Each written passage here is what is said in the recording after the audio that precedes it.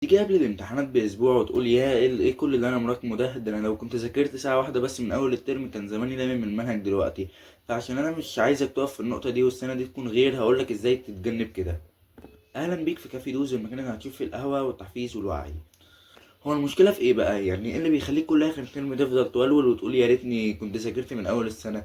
المشكله هي العشوائيه. يعني ايه بقى؟ يعني انت ما عندكش تو دو ليست، يعني مش عارف هتذاكر ايه دلوقتي وهتعمل ايه بكره وهتذاكر ايه ووراك مذاكره مادة ايه النهارده. فهتلاقي مثلا في مادة سهلة انت بتحبها، ممكن تقعد اسبوع تذاكرها هي بس.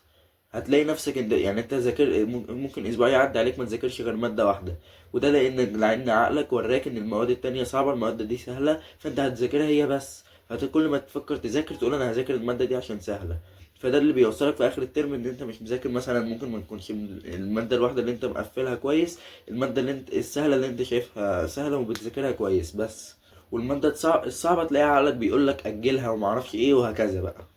خلينا نقول مثلا ان الترم 3 شهور يعني 12 اسبوع، وانت مثلا ذاكرت درس واحد من كل ماده، كل اسبوع تذاكر درس واحد في ماده.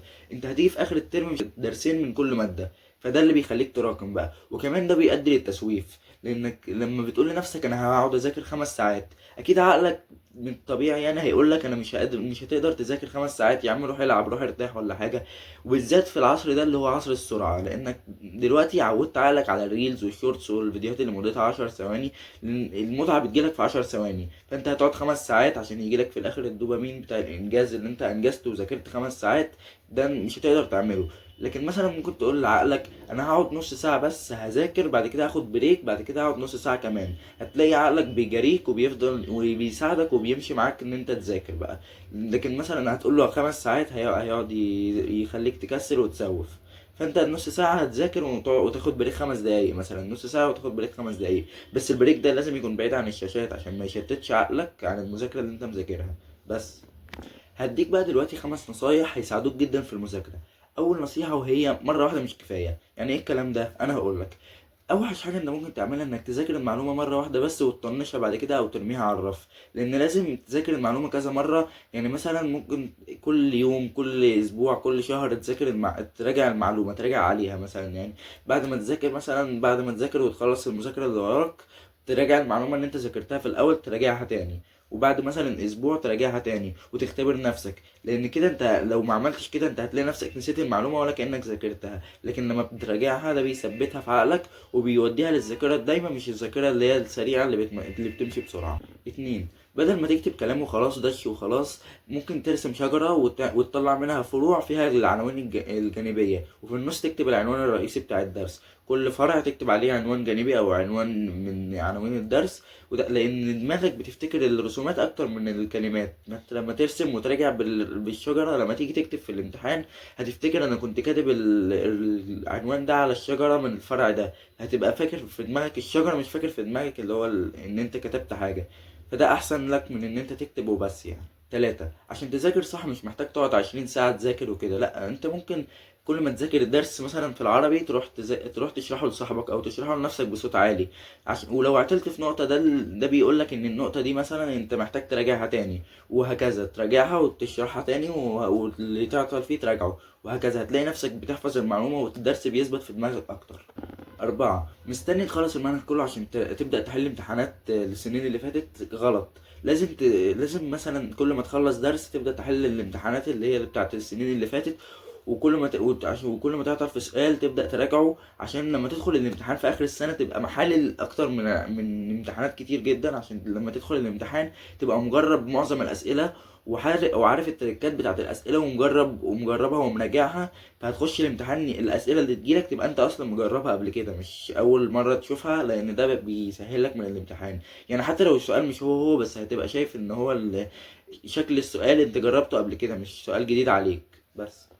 5. لو حسيت بكسل وانك مش عايز تقوم تذاكر وعقلك عمال يقولك ما تقومش ما تقومش، قول له انا هذاكر 5 دقايق بس. هتلاقي نفسك لما تقعد تذاكر 5 دقايق بس، هتلاقي بعد ال5 دقايق دول انت ما قمتش، هتلاقي انت كملت لانك دخلت في المود خلاص. بعد ال5 دقايق انت دخلت في مود المذاكرة، فمش لسه يعني انت ذاكرت حتة صغيرة. هتقول لنفسك انا ذاكرت حتة صغيرة، انا لحقت اذاكر.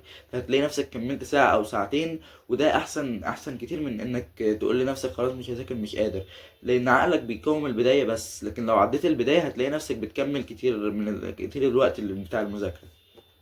نصيحة إضافية: حاول تستخدم تايمر البومودورو 25 دقيقة أو على قد ما أنت عايز، وبعد كل جلسة خد بريك، لأن ده بيساعدك كتير تجدد نفسك وتشوف ولما تيجي تذاكر تاني تبقى متجدد، مش اللي هو كسلان ومش قادر. دلوقتي هديك طريقة مذاكرة جمع عليها كتير من الأشخاص الناجحين والمدارس. لازم أول حاجة تخصص بلوك زمني 90 دقيقة مثلا للمذاكرة العميقة. ابعد الموبايل واقفل النت تماما وابدأ ذاكر مذاكرة عميقة، لان ده بيساعدك كتير انك تركز المعلومه، لان ساعه واحده مذاكره عميقه بيعادل 3 ساعات مذاكره مشتته.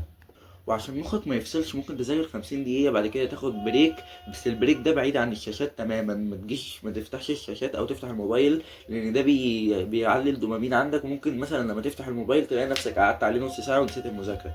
لكن مثلا انت خدت بريك 5 دقايق بعد 50 دقيقه مذاكره، ممكن تتمشى، تشرب ميه، تعمل حاجه عشان ترجع تذاكر تاني وانت فايق. ولما مثلا تذاكر صفحة، اقفلها واسأل نفسك انا استفدت ايه من الصفحة دي، واسأل نفسك الأسئلة دي، وممكن تكتب النقط الرئيسية اللي انت فاكرها في دماغك، لأن الحاجة دي بتثبت المعلومة في دماغك. لأن المذاكرة إدخال المعلومة وإخراجها، مش إدخالها بس بالقراية وخلاص. وكمان حاجة ضرورية جدا انك تكون كاتب لنفسك تو دو ليست لكل يوم في الاسبوع، انك انت هتذاكر النهاردة مثلا عربي، بعده رياضيات، بعده علوم كده، تبقى عارف انت هتذاكر كذا كذا كذا كذا، مش ماشي بعشوائية وخلاص.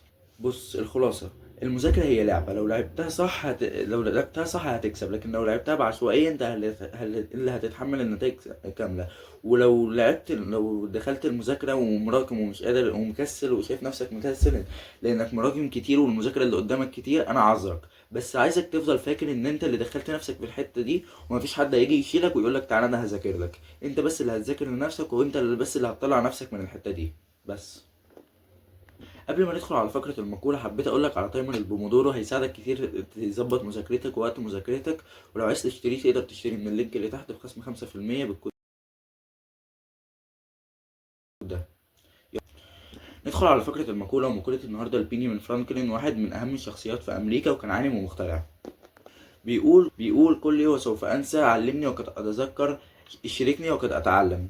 قصده ان هو مثلا انت هقول لك المعلومه مره واحده هتلاقي نفسك نسيتها، لكن لو مثلا ذاكرتها كويس هتلاقي نفسك بدات تتعلمها شويه او بتفتكرها شويه. لكن لو شاركتها مع حد وشرحتها لحد زي ما قلنا هتلاقي نفسك فاكرها ولسه محفوره في دماغك. بس كان معاكم يوسف من كافي دوز، متنساش خليك دايما صاحب عقلك. سلام.